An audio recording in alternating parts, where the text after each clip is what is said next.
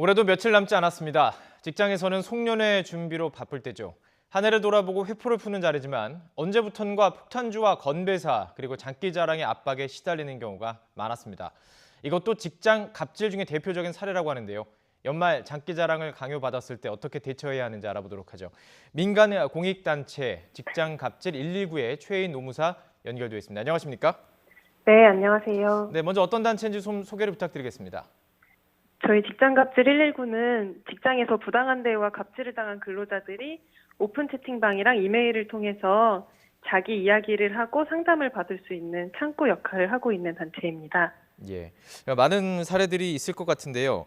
1년 조금 넘게 활동을 했다고 들었습니다. 어떤 사례들이 좀 네. 많았습니까? 직장갑질 119 출범 이후에 지난주까지 이메일 상담만 6,500여 건이 들어왔는데요. 예, 그중에 가장 많았던 거는 장시간 근로를 강요하면서 연장 근로 수당을 제대로 주지 않는 임금체불이 제일 많았고요. 예. 그리고 욕설이나 막말처럼 일상적으로 폭언을 하거나 심지어 근로자를 밀치면서 위협하기도 하고 예. 회식 자리에서 술병으로 가격하는 이런 심각한 폭행 사건들도 있었습니다. 회식 자리에서 그리고 술병으로요. 예. 네. 그렇다면 한 가지 좀 최악의 갑질 사례 이런 것 좀 소개해 주시면 좋을 것 같은데요.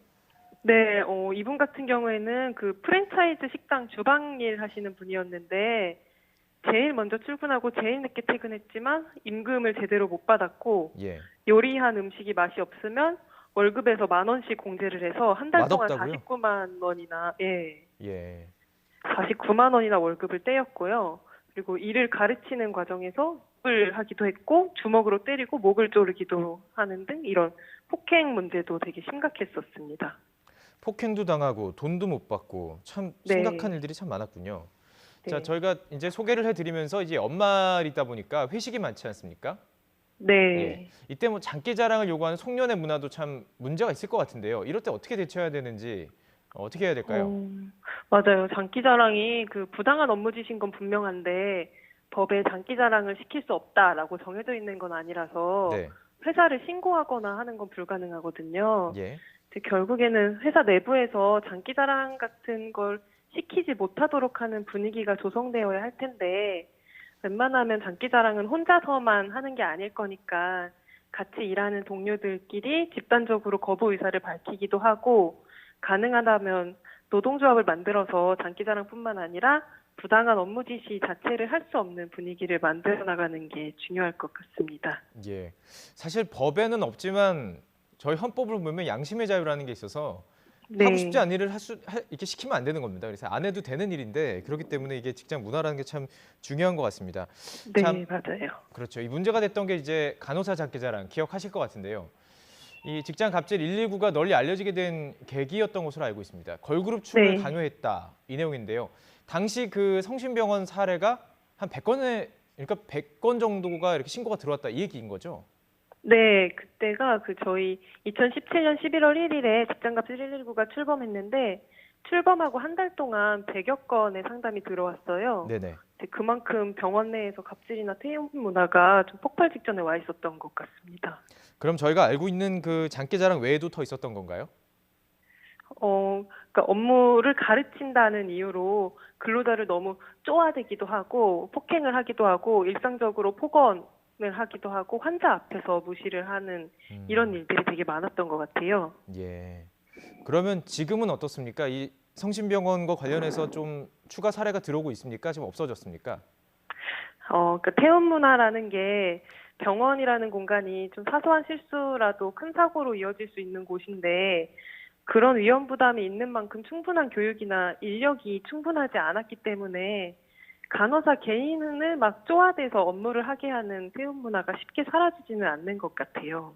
아직도 그러면 좀 그런 얘기가 들어오고 있다는 얘기군요. 네. 그래 알겠습니다.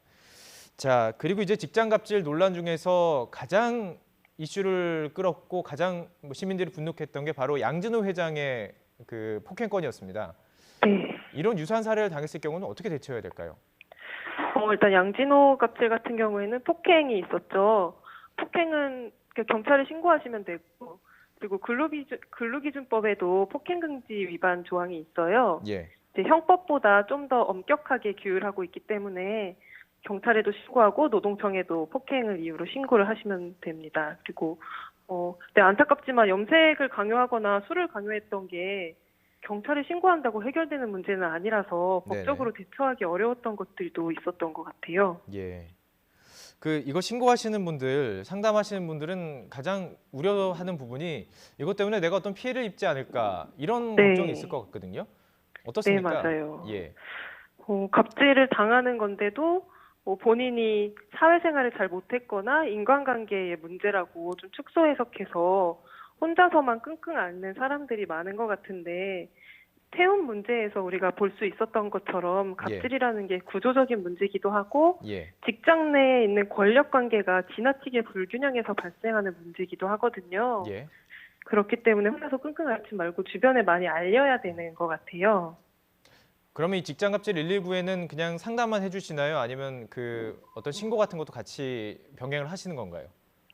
원칙적으로는 당사자가 스스로 해결할 수 있게끔 어떤 절차를 거쳐서 어떻게 대처해야 하는지 이런 방법들을 알려드리고 있고요. 예. 그리고 좀 심각한 문제라고 판단이 되면 심층적으로 좀 더 면담을 해보고 네. 도움을 드릴 수 있는 게 있으면 같이 하는 작업들도 하고 있어요.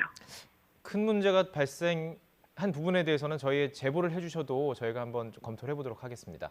네. 네, 예, 직장갑질 119의 최혜인 노무사와 이야기 나눠봤습니다. 말씀 고맙습니다. 고맙습니다.